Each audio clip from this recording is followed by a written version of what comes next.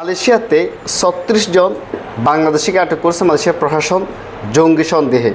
মালয়েশিয়ার সেলাঙ্গর প্রদেশের শালাম থেকে এবং কি জোহর প্রদেশ থেকে তাদেরকে আটক করা হয় যে তারা বাংলাদেশে একটি আক্রমণ করার জন্য টাকা কালেকশন এবং কি দলবদ্ধতা কাজ করতেছে, জঙ্গি স্টাইল কার্যক্রম দেখে কি তাদেরকে আটক করা হয়েছে।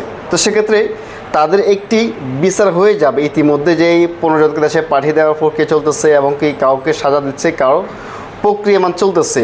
এখন প্রশ্ন হচ্ছে তাদের এক পর্যায়ে একটি বিচার হয়ে যাবে এবং বর্তমানে যারা কিনে মালয়েশিয়াতে বসবাস করতেছে ওই সমস্ত প্রবাসীগুলো তাদের কি হবে, তাদেরকে কোন চোখে দেখবে মালয়েশিয়ার স্থানীয় নাগরিক, প্রশাসন, মালয়েশিয়ার সরকার, এবং যারা কিনে মালয়েশিয়াতে আসতে চাচ্ছে স্টুডেন্ট ভিসা, ট্যুরিস্ট ভিসা বা যে ওয়ার্কার ভিসা বলুন বা কলিং ভিসা বলুন, তাদেরকে কোন চোখে দেখবে বাংলাদেশে অবস্থানরত মালয়েশিয়া হাইকমিশন এবং মালয়েশিয়ার প্রশাসন বা মালয়েশিয়ার স্থানীয় নাগরিকরা, যে জঙ্গি হিসেবে ইতিমধ্যে আখ্যায়িত হয়ে গেছে বাংলাদেশের নাগরিকগুলো।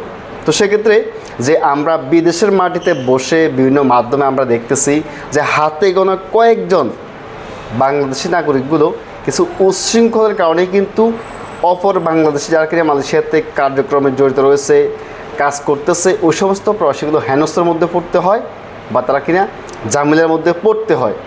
তাই তো আমরা যে যেখানে রয়েছি যার যার অবস্থান থেকে অবশ্যই এই সমস্ত কার্যক্রম যারা জড়িত রয়েছে, যে উচ্ছৃঙ্খল করতেছে, স্থানীয়দেরকে ডিস্টার্ব করতেছে বা বিভিন্ন কার্যক্রমে তারা কিনা যৌন হয়রানিতে তারা যারা কিনা আপনার জড়িত রয়েছে, আমরা তাদেরকে প্রতিহত করব।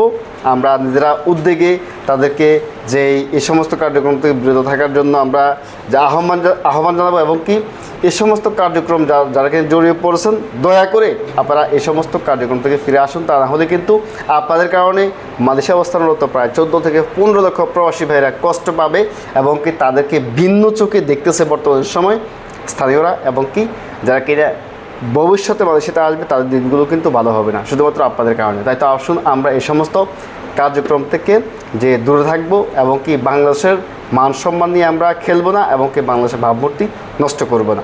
ধন্যবাদ। আসসালামু আলাইকুম ওয়া রাহমাতুল্লাহ।